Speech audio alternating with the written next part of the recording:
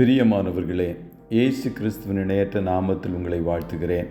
இந்த மன்னா டுடே என்ற டெய்லி பாட்காஸ்டை கேட்கிற உங்கள் ஒவ்வொருவரையும் கர்த்ததாமே ஆசீர்வதிப்பாராக. ரோமர் 8வது அதிகாரம் 32வது வசனம் கூறுகிறது, தம்முடைய சொந்த குமாரன் என்றும் பாராமல் நம்ம எல்லாருக்காகவும் அவரை ஒப்பு கொடுத்தவர் அவரோடே கூட மற்ற எல்லாவற்றையும் நமக்கு அருளாதிருப்பது எப்படி என்பதாக. எல்லாவற்றையும் அருளுகிற தேவன், God will give you all things என்ற தலைப்பின் கீழ் இன்றைய மன்னாவை தியானிக்கப் போகிறோம். பிதாவாகிய தேவன் மனுக்குலத்திற்கு கொடுத்த பெரிதான ஈவு அவருடைய நேசகுமாரனாகிய இயேசுவை இப்பூவுலகில் அனுப்பியதாகும். அது அவர் நம்மேல் கொண்ட அன்பின் ஆழத்தை வெளிப்படுத்துகிறது. தேவன் தம்முடைய ஒரே பேரான குமாரனை விசுவாசிக்கிறவன் எவனோ அவன் கெட்டு போகாமல் நித்திய ஜீவனை அடையும்படிக்கு அவரை தந்தருளி இவ்வளவாய் உலகத்தில் அன்பு கூர்ந்தார் என்று யோவான் 3:16 கூறுகிறது. இயேசு மனுக்கோலம் எடுத்து இந்த பூமியில் தோன்றவில்லை எனில் நாம் ரட்சிக்கப்படுவதும் பாவ மன்னிப்பை பெற்று மீட்கப்படுவதும் கூடாத காரியம். அவர் கல்வாரி சிலுவையில் தன்னுடைய இரத்தத்தை சிந்தி சபையை கிரயத்திற்கு கொண்டார். ஆகையால் நாம் கிரயத்திற்கு கொள்ளப்பட்ட அவருடைய பிள்ளைகளாய் காணப்படுகிறோம். நமக்கு முன்பாக ஒரு மாதிரி வாழ்க்கை வாழ்ந்து என்னை பின்பற்றுங்கள் என்று கூறி சென்றார். மாத்திரமல்ல, நம்மை அவரோடு சேர்த்து கொள்ளும்படிக்கு திரும்பவும் வரப்போகிறார். ஆகையால் தான் பிதாவாகிய தேவன் நமக்கு அருளின எல்லா ஆசீர்வாதங்களிலும் மேலான ஆசீர்வாதம் இயேசுவாய் காணப்படுகிறார். இப்படி தம்முடைய சொந்த குமாரன் என்றும் பாராமல் இயேசுவையே சிலுவையில் நமக்காக ஒப்பு கொடுத்தவர் அவரோடு கூட மற்ற எல்லா நன்மைகளையும் ஆசீர்வாதங்களையும் நமக்கு தருவது அதிக நிச்சயமாய் காணப்படுகிறது. அவரோடு கூட என்ற வார்த்தையிலிருந்து இயேசுவை சொந்த இரட்சகராக ஏற்றுக்கொண்டு அவருடைய நாமத்தின் மேல் விசுவாசம் வைத்து அவருடைய பிள்ளைகளாய் காணப்படுகிறவர்களுக்கு பிதா அருளிய வாக்குத்தத்தமாய் காணப்படுகிறது.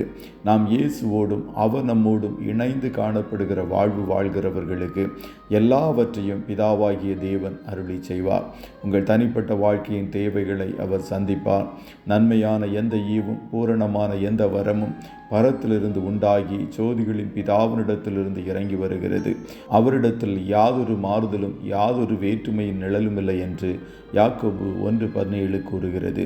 அவரே எல்லா நன்மைக்கும் ஊற்றுக்காரணர். அதுபோல உங்கள் குடும்ப வாழ்க்கையின் தேவைகளை சந்திப்பார்.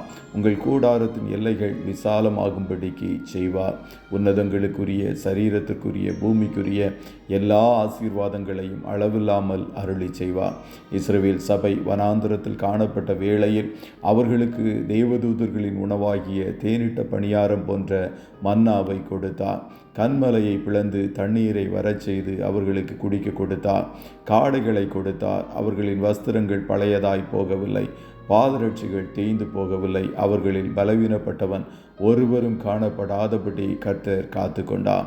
கர்த்தருடைய பிள்ளைகளை, நீங்கள் இயேசுவோடு கூட காணப்படுங்கள். அப்போது மற்ற எல்லாவற்றையும் பரமபிதா உங்களுக்கு அருளுவார்.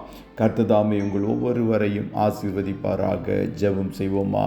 நல்ல தகப்பனே, உம்மை நன்றியோடு துதிக்கிறோம். இந்த மன்னா டுடே என்ற டெய்லி பாட்காஸ்டை கேட்கிற உடைய பிள்ளைகள் ஒவ்வொருவரையும் கர்த்ததாமே ஆசீர்வதிப்பீராக.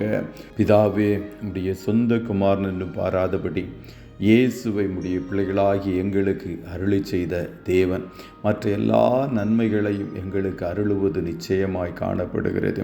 உம்மை நோக்கி பார்க்கிற உடைய பிள்ளைகள் என்னென்ன காரியங்களுக்காய் ஜெபிக்கிறார்களோ அந்தந்த காரியங்களில் கர்த்தர் ஒரு அற்புதத்தை செய்வீராக, அதிசயத்தை செய்யும் என்று சொல்லி ஜெபிக்கிறோம். நீர் ஒருவரே எல்லா நன்மைக்கு ஊற்று காரணராய் இருக்கிறேன். வியாதிகளில் இருந்து உடைய பிள்ளைகளை விடுதலையாக்குவீராக. போக்கிலும் வரத்திலும் உடனிருப்பீர். கையிடுகிற வேலைகளை ஆசீர்வதியும், காரிய சித்தியை உண்டு பண்ணும்.